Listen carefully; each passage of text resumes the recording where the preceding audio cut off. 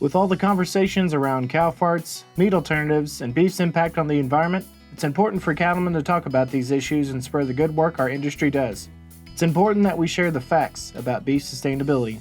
So we sat down with Sara Place, NCBA's Senior Director of Sustainable Beef Production Research, and she shared several facts and strategies you can use in conversations about beef sustainability.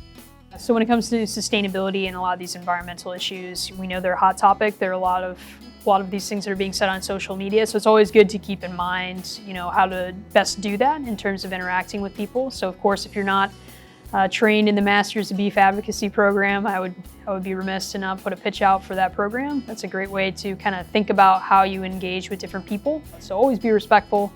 And sometimes when you're engaging with people that have strongly held beliefs that aren't really aligned with science, sometimes the best thing is just to disengage. If you want to be a little bit provocative starting a conversation, you can say, well, beef is the original plant-based meat, right? Which is true.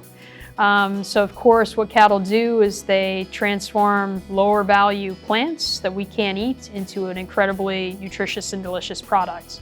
And whether it's grass or grain finished in the United States, beef is a grass-based product. What we see from research is that 82% of what grain-finished cattle eat in their entire life cycle is actually grass. And only about 11% of what cattle eat is actually grain. And you can kind of use that as a conversation starter to tell people about how do you actually produce beef, right? And open the door to that conversation if people are interested. Cattle, again, in the United States, the number to remember is 2%. That's the greenhouse gas emissions that actually come from beef cattle directly, the consequence of those animals themselves. So just remember that figure 2%. The other thing is that number is not static over time in terms of what we produce, in terms of environmental impacts. All those things that our producers have done in Kentucky and across the United States have really lowered our environmental footprint. So another thing to remember is that from 1975 to today, we produce the same amount of beef with a third fewer cattle. And that really is amazing from a standpoint of reducing the amount of natural resources it takes to produce human food. And that can be another great conversation starter to lead into, what do you do on your operation in terms of genetics or grazing management? It's all those little things that you do every day as a producer that has driven that amazing statistic.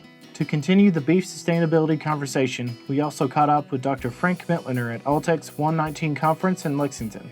Dr. Mitloehner is a professor and air quality extension specialist at the University of California, Davis. He shared thoughts on what cattlemen should know about meat alternatives and more facts on beef sustainability. In the United States, we eat about 222 pounds of meat a year. 222.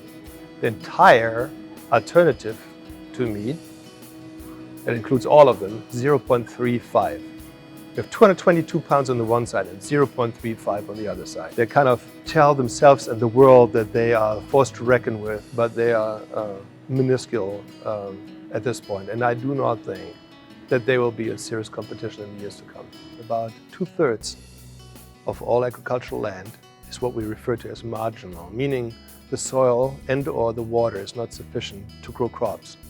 That land, 2/3 of all agricultural land, I repeat that, can only be utilized by ruminant livestock because, for example, cattle, because they can take cellulose, non-human edible feed, and upcycle it. Not just do they recycle, they upcycle it into human edible food, animal-sourced food that is very nutritious, has excellent digestibility. It is pretty much the gold standard for bioavailability and digestibility of essential macro and micronutrients.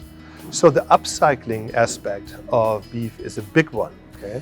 That they use a lot of stuff, of feed stuff, that would otherwise not be used. People are interested in eating animal-sourced food, and they are wondering what the most sustainable one is.